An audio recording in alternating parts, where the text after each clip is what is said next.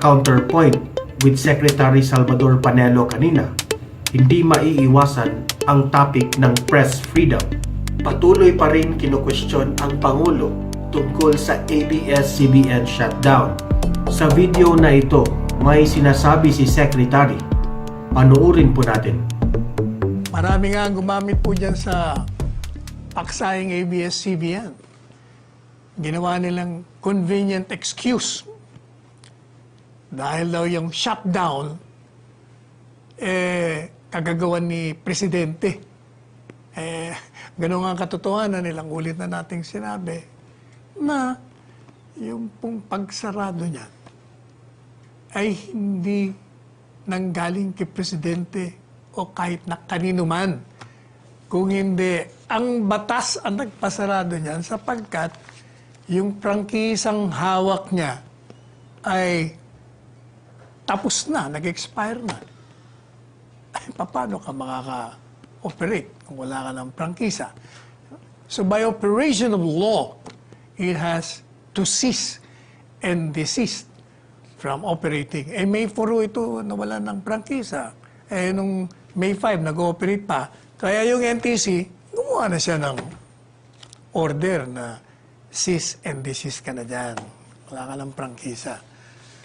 Yun namang mga sinasabi ng kritiko, ba't di nyo binigyan ng due process? Ba't di nyo pinaliwanag? Ano na may papaliwanag? Wala na nga. Wala na nga prangkisa. So ano pang dapat ipaliwanag? Hindi ba matagal na nga natin sinabi, Kongreso, you're barking at the wrong thing. Punta kayo sa Kongreso.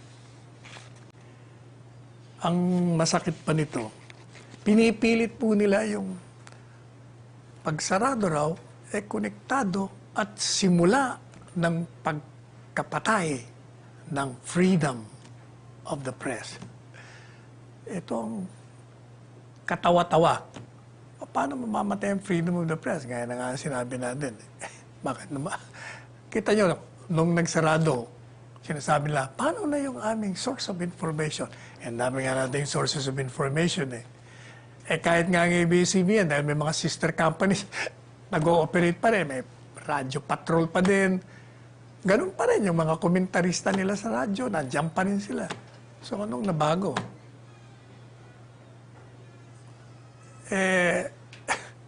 Sasabihin ng mga kritiko, hindi. Dahil sinara, natakot. Na-alarma. Ano bang na-alarma?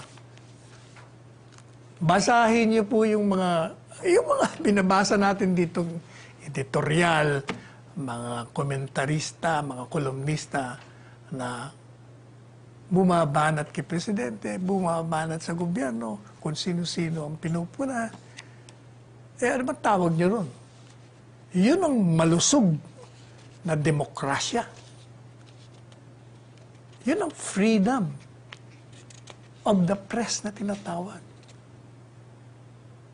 Tingnan niyo yung kahit yung ABS-CBN ngayon, kung manonood kayo, ginagamit nga nila yung plataforma nila para paulit-ulit na sinasabi nila na namatay ang freedom of the press. Mali yun, hindi totoo yun, pero may pumipigil ba sa kanila? Wala. Ano pa? At pang ginawa ng mga kritiko? Ito nga, yung binasa natin kanina. Nagamit nila itong si Secretary Duque na ito raw, kulang ang plano, hindi preparado, mali-mali na yung data. Pero ano bang katotohanan kay Secretary Duque? Ang katotohanan po niyan, itong beleaguered doctor natin, meron siyang pool of medical experts, data analytics, at mga epidemiologists na tinatawag who are racking their brains off in research, evaluation, establishment and implementation ng mga health protocols, mga safety protocols natin. Sila nga po yung nagpipresenta sa IATF. every other day, halos. Kaya nga, di ba sinabi ko po sa inyo, naabot kami ng 10 hanggang 11 oras. Kaya lahat ng mga ibinabado, matagal pong pinag-aralan yun. Bago pinipresenta yun, pinag-aaralan muna nila. And gaya po nung research na binigay ko sa inyo, na ginawa ni Asek Chris Roman, kung titingnan mo yung populasyon talaga, ay malayo pong we're faring much better than other rich and powerful countries. Di ba binigay ko sa inyo yung example, yung New York. New York City, na ang populasyon noon halos pareho ng Metro Manila. Pero ang patay natin, 800 something lang. O ilan bang patay sa kanila? Hindi ba? Halos 100,000 na. Nasa 97,000 deaths na sila. Anong ibig sabihin nun?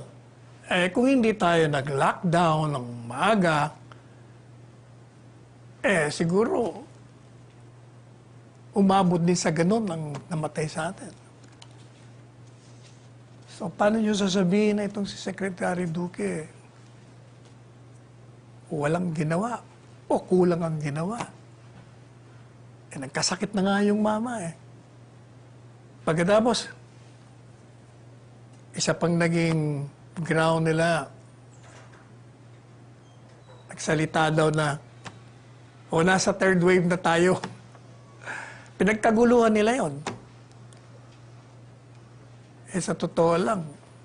Ano naman, kung whether first wave, second wave, third wave, yun. Nandun pa rin ang coronavirus. Anong mawawala sa sinabi niya? Kaya ano sabi ni Presidente? During the exchange nila ni Presidente, ang sabi po ni Presidente, alam mo, huwag kang masyado na pansinin yan o maging touchy ka sa mga issues. Ang kinakausap niya po si Secretary Duque dito. Kasi palaging meron niyang pabor, merong kontra, may pro and con yan. Pakinggan mo na lang, sabi ni Presidente kay Secretary Duque, sapagkat nasa demokrasya tayo Kaya lang, but democracy, there is the favor of attacks. Talagang, ganyan talaga ang demokrasya. Katakot-takot na atakin, tatanggapin mo. Pati personal na mga atake, talagang lulunukin mo. Sabi ni Presidente, plus attacking the guy personally. Yun nga sinasabi natin. Personal ka ang babanatan dito.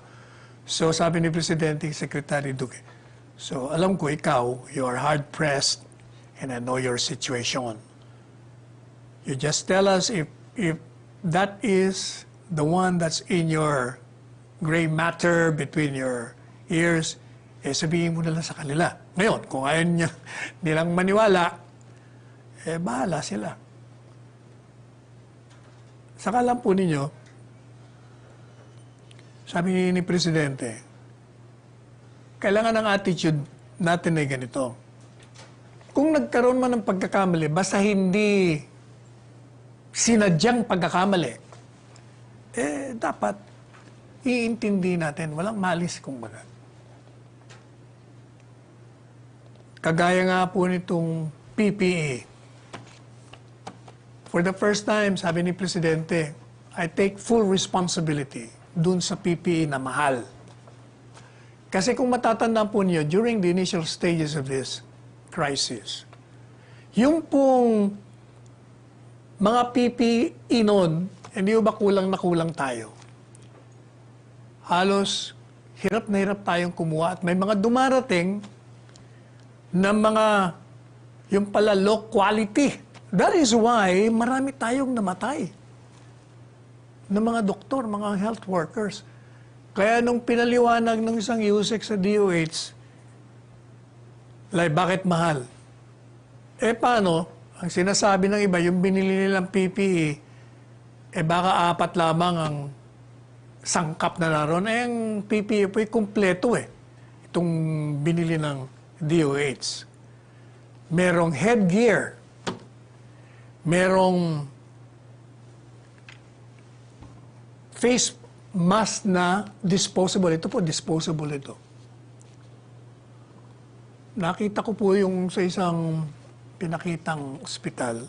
Paglagay ng isang doktor ng face mask, meron pang nilagay na N95, yung talagang ginagamit pang yung surgical na para talagang may proteksyon. Hindi lang yan, meron pong face shield, kasama yun doon sa PPE. Meron pang goggles. So, either goggles ka, ito, goggles. Or face shield, yung plastic na hanggang dito pa ganyan. And then meron no yung overall, coverall, o protective gowns.